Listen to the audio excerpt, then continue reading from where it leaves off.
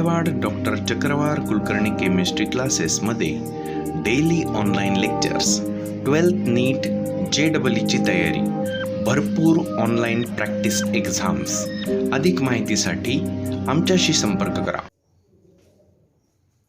See students, we are going to discuss very important concept which is called as corrosion of metals.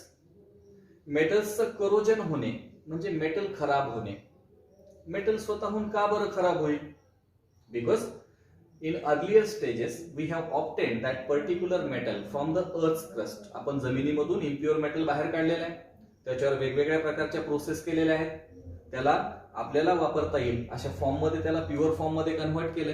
पण काही दिवसाच्या वापरानंतर तो metal हळूहळू पुन्हा खराब व्हायला लागतो. And this particular process of decay or deterioration is called as corrosion.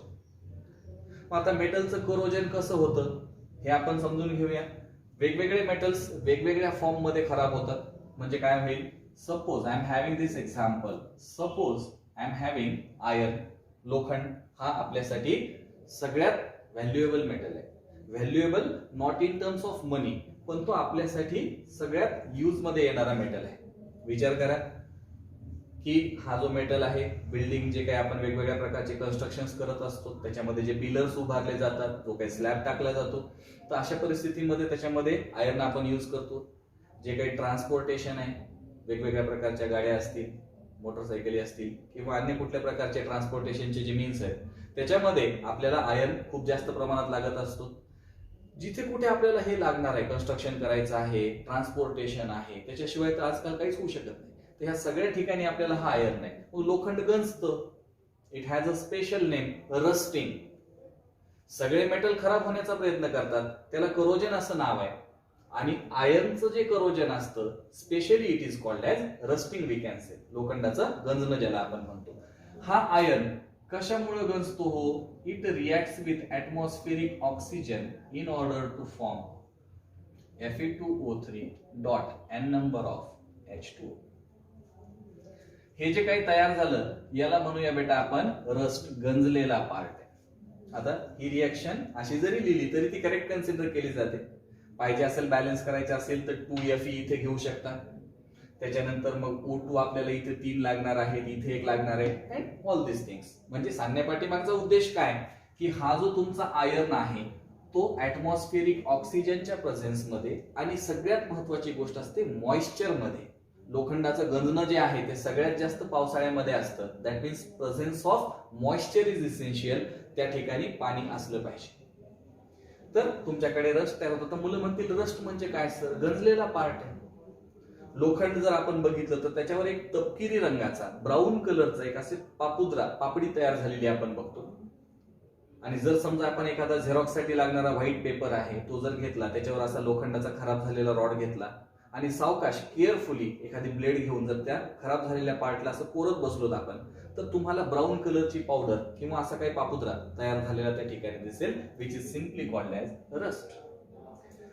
दुसरं एक एक्झाम्पल आपल्या सिलेबस मध्ये आपल्याला सांगितलेलं आहे.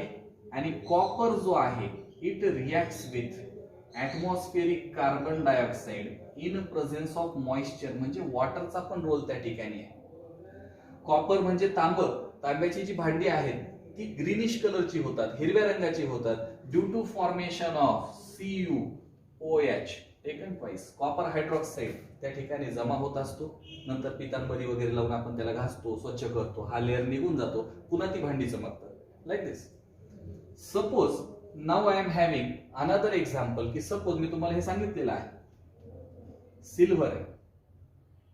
सिल्वर, चांदी ज्याला म्हणतो आपण, त्याची जर रिएक्शन ऍटमॉस्फिअर मध्ये असणाऱ्या H2S सोबत झाली, silver has attraction for sulphur, so there is a formation of Ag2S which is called as silver sulphide. आणि ह्याचा रंग असतो ब्लॅक. चांदी हळूहळू काळी पडायला लागते. ते सुद्धा काय एक प्रकारचं काय आहे? करोजन आहे. जर सपोज आपण ॲल्युमिनियम प्लस ऑक्सिजन जर बघितलं, there is formation of Al2O3. I hope तुम्हाला हे सगळं बॅलन्स करता येत असेल. आता 2 ॲल्युमिनियम आहेत, सो 2 हिअर. ह्या ठिकाणी आपल्याला काय करायचं आहे? सपोज मी 2 ॲल्युमिनियम वापरले, ह्या ठिकाणी असं केलं तर ऑक्सिजन 3 आहेत, मग इथं मला 1.5 लिहावं लागतं. 10च्या स्टुडंट्सला वाटतं सर हे करेक्ट नाही. करेक्ट आहे, 1.5 मोल्स ऑफ ऑक्सिजन वापरू शकतो. तसं नसेल करायचं तर दुसरा मार्ग आहे, हे सगळं 2 टाइम्स बनवा. म्हणजे आता मला ॲल्युमिनियम किती लागणार, 4, मी असं करू शकतो. आणि ऑक्सिजन 3 × 2 6 मल्टिप्लाइड बाय 3 हे सुद्धा झाले 6. व्हॉट इफ रिॲक्शन बॅलन्स करणं हा ह्या ठिकाणचा उद्देश नाहीये. सांगण्यापाठीमागचा उद्देश हा आहे की वेगवेगळ्या प्रकारची जी मेटल्स आहेत ती करोड होतात, करोजन होतं त्यांच्यामध्ये आणि ते दुसऱ्या कंपाऊंड्स मध्ये कन्व्हर्ट होत असतात. मग आपल्याला हे करोजन थांबवायचं कसं याच्या संदर्भाने सुद्धा डिस्कस करायचंय. How to stop this process of corrosion. जर आपण स्टॉप करणं कम्प्लिटली शक्य नसेल तर आपण ट्राय करू शकतो की ते डिले कसं होईल, त्याला उशीर कसा होईल. या पद्धतीने आपण जे प्रयत्न करतो त्याला म्हटलं जातं बेटा methods of prevention of corrosion.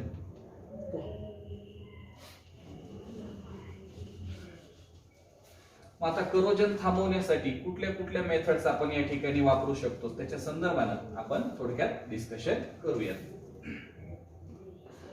So there are various methods. त्याच्यामध्ये आपण वेगवेगळ्या प्रकारच्या मेथड्स या ठिकाणी सांगू शकतो. करोजनला स्टॉप करणं का गरजेचं आहे हे सुद्धा आपण बघूया.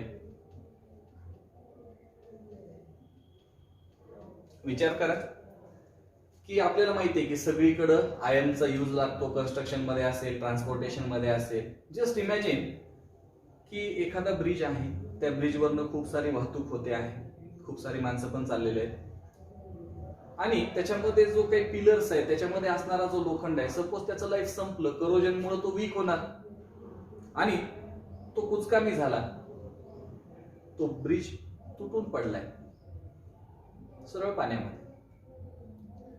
Second important thing, just imagine, फक्त विचार करून बघा कशा पद्धतीने काय होईल. जर सपोज एखादी होडी आहे, बोट छोटीशी म्हणतो आपण त्याला, जी मॅन्युअली ऑपरेट करता येते, ती बोट घेऊन एखादा व्यक्ती निघाला पाण्यामध्ये आणि खालचा जो पत्रा आहे तो लोखंडी आहे, तो सडलेला आहे, गंजलेला आहे, रस्टिंग झालंय त्याचं. मग काय झालं, त्याच्यात अलगद एक छिद्र तयार झालं, पाणी मध्ये मध्ये मध्ये यायला लागलं बोटीच्या. मग काय करायचं, हुशार आहे, बाजूला दुसरं छिद्र करायचं, एकातून पाणी येईल, बाजूच्यातून निघून जाईल. असं होईल काय, नाही होणार. उलट जास्त वेगाने ती बोट पाण्यात बुडेल. जस्ट इमॅजिन की जेवढे मोठमोठाली कन्स्ट्रक्शन्स आपण करून ठेवलेली आहेत त्याच्यामध्ये सगळीकडे आयर्न आहे. जे काही ट्रान्सपोर्टेशनसाठी व्हेकल्स आपल्याला लागणार आहेत त्याच्यामध्ये सगळीकडे आयर्न आहे आणि तो जर रस्टिंग झालं, त्याचं करोजन झालं, तर त्या बिल्डिंगचं लाईफ कमी होणार आहे. जे काही पूल आपण ब्रिजेस बांधून ठेवलेले आहेत त्याचं लाईफ कमी होणार आहे. जे काही सिमेंट कॉन्क्रीटचे रोड आपण तयार केलेले आहेत त्याचं सगळ्यांचं लाईफ कमी होणार आहे. ते कुठल्याच अँगलनं आपल्याला न परवडणार आहे. मग काय करायचं, एखाद्या मेटलला मला वाचवायचंय, त्याची लाईफ वाढवायची आहे. So what can I do, simply one simple method, कोण आहे, पेंटिंग. तुम्ही बघा स्कूल्समध्ये किंवा क्लासेसमध्ये ज्या ठिकाणी काही ठिकाणी ड्युएल डेस्क हा प्रकार असतो, तिथे लोखंडाचे जे काही बेंचेस बनवलेले असतात त्याच्यावरती पेंट केलेलं असतं आणि पेंट केल्यामुळे काय होतं, एक तर ते दिसायला छान दिसतात आणि प्लस त्याचं लाईफ वाढतं. म्हणजे आपण असं सांगू शकतो होऊ देत नाही. But remember one thing, painting is not the permanent solution to prevent the corrosion. एखादं पेंटिंग करून ठेवलंय आपण, याचा अर्थ ते आता कायमस्वरूपी करोजन पासून फ्री झालं असं नाहीये. जर एखाद्या ठिकाणचा थोडासा पेंट निघालेला असेल, बसल्या बसल्या स्कूलमध्ये प्रोटेक्टर असतं आपल्याकडे, काही जण काय करतात, उगी काहीतरी पुरेल बसतात इथं, मग तर पेंटचा वरचा कोटिंग निघून गेला, वरचं कव्हर निघून गेलं की मग तिथून करोजन स्टार्ट होतं त्या लोखंडाचं आणि मधून सगळीकडे काय होतं, ते स्प्रेड होत जातं. So time to time we have to paint that particular surface. वेळोवेळी आपल्याला काय करावं लागेल, त्याच्यावर पेंटिंग करत राहावंच लागणार आहे. Second important thing, how we can prevent the process of corrosion, it is called as galvanization किंवा गॅल्व्हनायझिंग.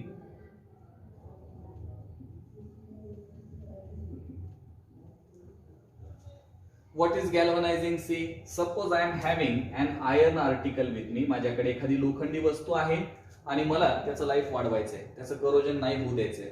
So simply what I am going to do here, मी ह्याच्यावरती एक कोटिंग किंवा सरफेस वरती दुसरा मेटल जमा करणार आणि जमा झालेला वरचा मेटल असेल झिंक आणि खाली असणारा मेटल असेल iron.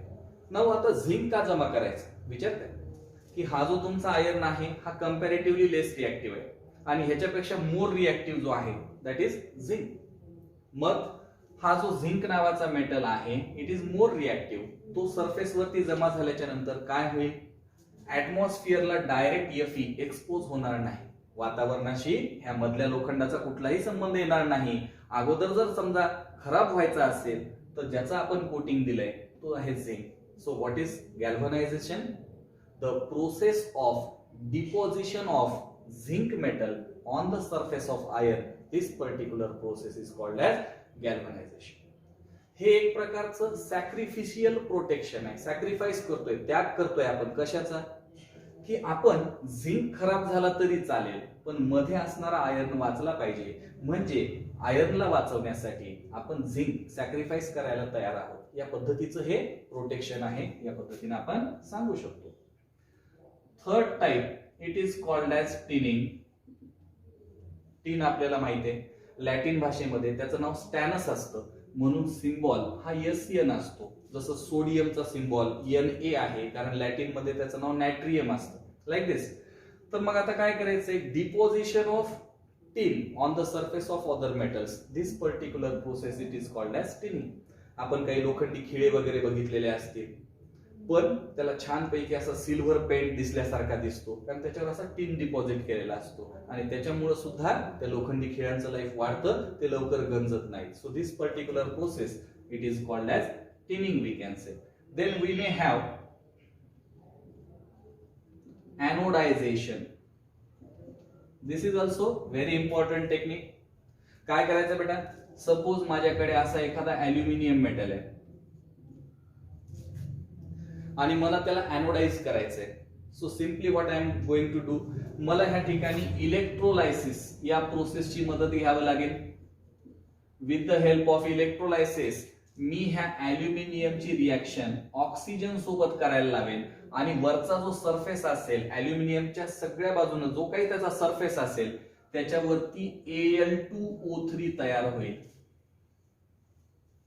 Don't get confused here. मुलांना असं वाटतं की सर सगळ्याच्या सगळा मेटल Al2O3 मध्ये कन्वर्ट झाला का? नाही, मध्ये ॲल्युमिनियमच आहे, फक्त जो बाहेरचा सरफेस आहे त्या सरफेसचंच कन्व्हर्जन Al2O3 मध्ये झाला. म्हणजे हा जो कंपाऊंड आहे आता जो तयार झालेला त्यांनी काय केलेलं आहे, ह्याच्यावरती एक प्रोटेक्टिव्ह कव्हरिंग तयार केलंय. त्यालाच प्रोटेक्टिव्ह ऑक्साइड लेअर असं मी म्हणणार. ही जी लेअर आहे, हा जो थर आहे तो फक्त बाहेरच्या बाजूने तयार झालेला आहे. म्हणजे काय होईल, वातावरणातला ऑक्सिजन असेल तो मधल्या ॲल्युमिनियमला खराब नाही करू शकणार आणि हा जो ॲल्युमिनियम मेटल आहे तो आता पॅसिव्ह झालेला आहे. त्याला सोप्या भाषेत आपण निष्क्रिय झालेला आहे असं म्हणतो. ऍक्टिव्ह आणि पॅसिव्ह या पद्धतीने सांगतात. तर हा पॅसिव्ह म्हणजे निष्क्रिय झालेला आहे. तुम्ही म्हणाल सर मग आता ॲल्युमिनियम आम्हाला खरंच एखाद्या रिॲक्शन मध्ये वापरायचा आहे, तर सध्या हे तयार झालेला जो Al2O3 न प्रोटेक्टेड केलेला ॲल्युमिनियम आहे तो रिॲक्शन मध्ये भाग नाही घेणार. मग काय करावं लागेल, एक सँड पेपर घ्यायचा, हा Al2O3 चा थर वरती घासून असा काढून टाकायचा. एकदा का तो थर पूर्णपणे निघून गेला, जेव्हा तुम्हाला त्याचं काम पडेल हा ॲल्युमिनियम पुन्हा तुम्ही ऍक्टिव्ह करू शकता आणि कुठल्याही रिॲक्शन मध्ये त्याचा वापर आपण करू शकतो. So this is very important technique, anodization. त्याच्यानंतर आपण आणखीन काही टेक्निक्स बघू शकतो. Another one is electroplating. बघा, आपण वेगवेगळ्या प्रकारचे ऑर्नामेंट्स, ज्वेलरी बघत असतो. मग ही ज्वेलरी जी आहे ती महागड्या धातूंची असते आणि मग ती चोरीला जाण्याची भीती पण आहे, रिस्क पण आहे.